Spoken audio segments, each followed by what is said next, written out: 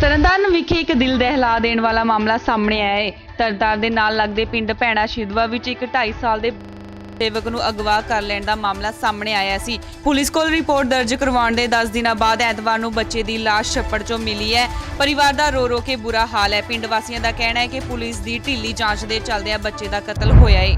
ਅੱਜ ਪੂਰੇ ਦੇਸ਼ ਭਰ ਵਿੱਚ ਸ਼ਿਵਰਾਤਰੀ ਦਾ ਤਿਉਹਾਰ ਬੜੀ ਧੂਮਧਾਮ ਨਾਲ ਮਨਾਇਆ ਜਾ ਰਿਹਾ ਹੈ। ਉੱਥੇ ਹੀ ਲੁਧਿਆਣਾ ਵਿਖੇ ਵੀ ਸ਼ਿਵਰਾਤਰੀ ਦਾ ਤਿਉਹਾਰ ਬੜੀ ਧੂਮਧਾਮ ਨਾਲ ਮਨਾਇਆ ਗਿਆ। ਸ਼ਿਵ ਮੰਦਿਰਾਂ ਵਿੱਚ ਸ਼ਰਧਾਲੂਆਂ ਦੀ ਭੀੜ ਬਣੀ ਹੋਈ ਹੈ। ਸਵੇਰ ਤੋਂ ਹੀ ਸ਼ਿਵ ਮੰਦਿਰਾਂ ਵਿੱਚ ਸ਼ਰਧਾਲੂ ਆਉਣੇ ਸ਼ੁਰੂ ਹੋ ਗਏ ਨੇ।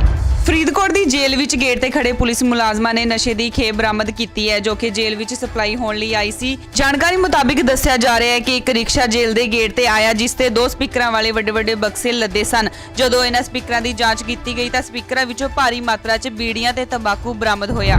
2019 ਲੋਕ ਸਭਾ ਚੋਣਾਂ ਤੋਂ ਪਹਿਲਾਂ ਹੀ ਬਿਖਰ ਰਹੀ ਆਪ ਸਰਕਾਰ ਨੂੰ ਟਕਸਾਲੀਆਂ ਦਾ ਸਹਾਰਾ ਲਗਭਗ ਮਿਲ ਹੀ ਗਿਆ ਹੈ। ਜੇਕਰ ਸਭ ਸਹੀ ਰਿਹਾ ਤਾਂ ਜਲਦੀ ਹੀ ਇਸ ਦਾ ਐਲਾਨ ਵੀ ਕਰ ਦਿੱਤਾ ਜਾਵੇਗਾ। ਧੂਰੀ ਵਿਖੇ ਪਹੁੰਚੇ ਭਗਵੰਤ ਮਾਨ ਨੇ ਕਿਹਾ ਕਿ ਅਗਲੇ ਕੁਝ ਦਿਨਾਂ 'ਚ ਆਪ ਟਕਸਾਲੀ ਗੱਠਜੋੜ ਆਪਣੇ ਬਾਕੀ ਬਚੇ ਉਮੀਦਵਾਰ ਵੀ ਐਲਾਨ ਦੇਵੇਗਾ।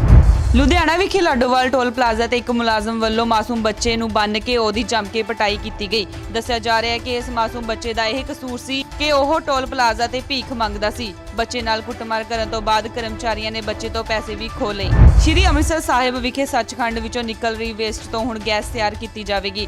ਸ਼੍ਰੀ ਅੰਮ੍ਰਿਤਸਰ ਨਗਰ ਨਿਗਮ ਵੱਲੋਂ ਇਸ ਦੀ ਸ਼ੁਰੂਆਤ ਕੀਤੀ ਗਈ। ਸ਼੍ਰੀ ਹਰਿਮੰਦਰ ਸਾਹਿਬ ਵਿੱਚ ਚੱਲ ਰਹੇ ਸਭ ਤੋਂ ਵੱਡੇ ਲੰਗਰ ਘਰ 'ਚ ਰੋਜ਼ਾਨਾ 1 ਲੱਖ ਦੇ ਕਰੀਬ ਲੋਕ ਲੰਗਰ ਛਕਦੇ ਨੇ ਤੇ ਇਸ 'ਚ ਕਾਫੀ ਮਾਤਰਾ ਵਿੱਚ ਸਬਜ਼ੀ ਦੀ ਜੂਠ ਤੇ ਹੋਰ ਬਹੁਤ ਸਾਰਾ ਵੇਸਟ ਆਉਂਦਾ ਹੈ, ਜਿਸ ਨਾਲ ਗੈਸ ਤਿਆਰ ਕੀਤੀ ਜਾਵੇਗੀ। ਕੈਪਟਨ ਸਰਕਾਰ ਪੰਜਾਬ ਦੇ ਖਿਡਾਰੀਆਂ ਤੇ ਮਿਹਰਬਾਨ ਹੋ ਗਈ ਹੈ। ਸੂਬੇ ਦੇ ਖਿਡਾਰੀਆਂ ਨੂੰ ਮਹਾਰਾਜਾ ਰਣਜੀਤ ਸਿੰਘ ਸਟੇਟ ਅਵਾਰਡ ਦੇ ਨਾਲ ਜਲਦੀ ਹੀ ਸਨਮਾਨਿਤ ਕੀਤਾ ਜਾਵੇਗਾ। ਮਹਾਰਾਜਾ ਰਣਜੀਤ ਸਿੰਘ ਅਵਾਰਡ ਦੀ ਮੰਗ ਖਿਡਾਰੀ ਲੰਮੇ ਸਮੇਂ ਤੋਂ ਕਰਦੇ ਆ ਰਹੇ ਨੇ। ਕੈਪਟਨ ਸਰਕਾਰ ਵੱਲੋਂ ਇਹ ਅਵਾਰਡ 82 ਖਿਡਾਰੀਆਂ ਨੂੰ ਦਿੱਤਾ ਜਾਵੇਗਾ। ਆਸਟ੍ਰੇਲੀਆ ਦੇ ਬਿਰੋਨਬੇ ਸ਼ਹਿਰ 'ਚ ਦੁਨੀਆ ਦੀ ਪਹਿਲੀ ਸੋਲਰ ਟ੍ਰੇਨ ਚੱਲਦੀ ਹੈ। ਇਸ ਟੂਰਿਸਟ ਟ੍ਰੇਨ ਦਾ ਨਾਮ ਸਨਲਾਈਟ ਐਕਸਪ੍ਰੈਸ ਹੈ। ਇਹ ਬਿਰੋਨਬੇ ਸ਼ਹਿਰ ਤੇ 3 ਕਿਲੋਮੀਟਰ ਦੇ ਦਾਇਰੇ 'ਚ ਚੱਲਦੀ ਹੈ। ਸਾਲ 1949 ਤੋਂ ਇਸ ਰੂਟ ਤੇ ਡੀਜ਼ਲ ਇੰਜਨ ਨਾਲ ਟ੍ਰੇਨ ਚੱਲਦੀ ਸੀ, ਪਰ ਹੁਣ ਬਿਰੋਨਬੇ ਰੇਲ ਰੋਡ ਕੰਪਨੀ ਵੱਲੋਂ 2 ਸਾਲਾਂ ਦੀ ਮਿਹਨਤ ਤੋਂ ਬਾਅਦ ਇਸ ਨੂੰ ਸੋਲਰ ਇੰਜਨ ਤੇ ਕਰ ਦਿੱਤਾ ਗਿਆ ਹੈ।